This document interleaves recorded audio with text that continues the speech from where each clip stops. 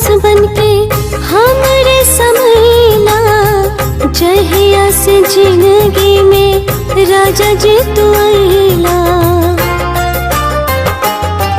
हो दहिया में सांस बनके हमरे समैला, जहिया से जिंदगी में राजा जी तू आइला। हो पल पल बीते जैसे एक एक साल हो, तोहरे बिना जियल हमरो भइल बा मोहाल हो। कुदरत के जवन भी हो, कुदरत के जवन भी हो मंजूर बाटे हो, मिले खातिर तोहसे मजबूर बाटे हो।